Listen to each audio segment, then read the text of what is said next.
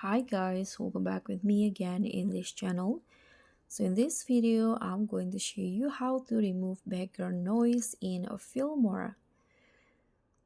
So if you got unwanted background noise on your videos, here I'm going to show you the easiest way to remove the noise or clear the audio using these features on Filmora.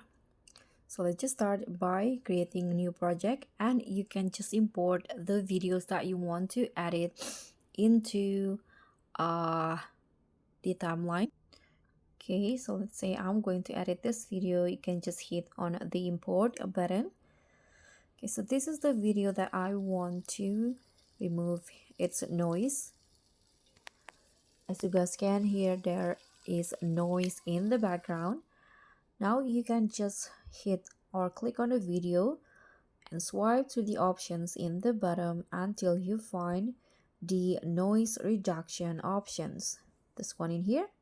Click on that and Filmora will automatically reduce the noise in just a few seconds. So it's so easy, and I hope this tutorial will be helpful for you.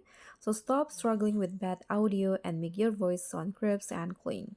Thank you so much for watching. I hope you enjoyed this one. Don't forget to like, comment, and subscribe. Also click on the thanks. I'll see you in the next one.